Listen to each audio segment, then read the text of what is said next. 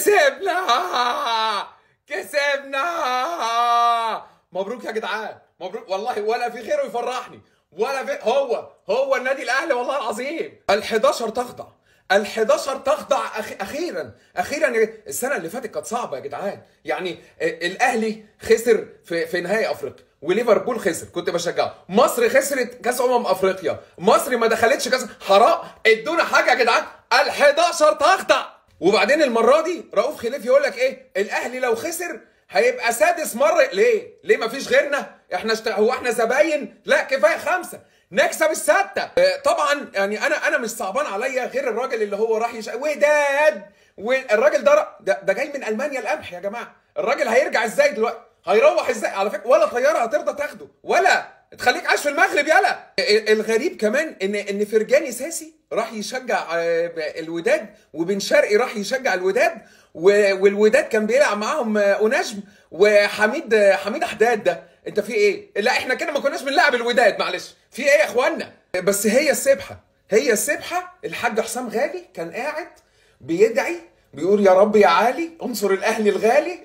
يا رب ايه، صبحنا وربحنا يا رب. وفي المغرب ما حصل يا كابتن حسام. وطبعا هم يعني احنا بنذكر برضو بي ان، عشان هم يعني قال لك عصام الشوالي جاي عليك وخلاص هنبعت لكم رؤوف خليف. هو بس مشكلته الوحيده ان حمدي فتحي هيفضل احمد فتحي طول الماتش، لكن 100 100 يا استاذ رؤوف، وشك حلو علينا والله. طبعا لما الجون الاول جه في النادي الاهلي والله صدمه عارمه. وبعدين انت مش عارف ايه هي غلطه مين، انت مش عارف تلبسها لمين. يعني هل الشناوي علي معلول لمسها؟ انت مش المهم ان احنا احبطنا احباط. بس والله العظيم كنت حاسس، قلت ان شاء الله هنخطف حاجه. ايه هي؟ مش عارف. وجيت جون في الاخر الحمد لله.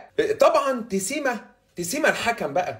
ايه جرائيه يا تسيمه؟ يلا جرائيه يلا، احنا كنا لازم نجيب جون يد عشان تظبط. يلا في ايه يا اخوان؟ وبعدين في كوره الواد واقع مصاب، انت راح تشوفه تطلع ايه ده؟ ابن خالتي؟ هو ابن خالتك؟ ما توقف الكوره. انت سايب الاهلي لحد ما يهجم هجمه، وبعدين توقف الهجمه واحنا عند الجون. قام طبعا رايح له حسين الشحات، فاهم؟ قفش بقى ايه، حرامي شباشب في جامع بقى. ايه يا حسين بتعمل؟ لو كان طردك يا حسين كنا هنعمل ايه يا حبيبي؟ مش كده يا حسين. بس بصراحه في 2 لعيبه من الوداد انا لازم تعملوا يا ولاد كاري شيفت والله. واحد اسمه سفيان، انا كاتب اساميه، وداودي. يا ولاد معهد سينما عايزكم يا ولاد. ايه يا اخوان؟ الكره في اخر الشوط الاولاني الواد راح يمسكها من قدام ياسر ابراهيم ويقع على الارض.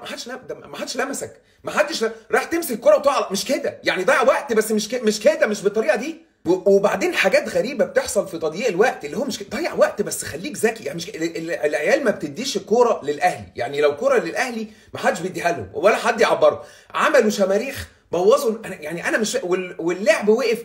حاجات غريبه. انت مش انا قلت بقى الراجل بعد بقى تضييع الوقت هيدينا بقى 3 ايام وقت ضايع ان شاء الله يا ولاد. 3 ايام وقت ضايع ونعوض فيهم، لحد ما الواد عبد المنعم الحمد لله خطف الجون. ومن ساعه ما عبد المنعم خطف الجون وتحس ان احنا سافرنا بلد تانية والله العظيم. يعني الاوت، العيال اللي واقفه بره بتلعب الكوره لينا عادي.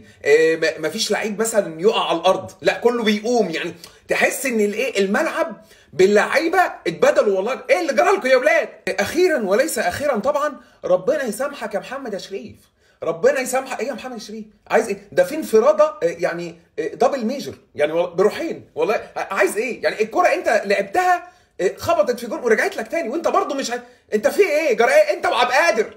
في النهايه هارد لك لنادي الوداد. الف 3000 مبروك للنادي الاهلي ومصر طبعا على البطوله دي. شكرا، سلام عليكم، تصبحوا على خير.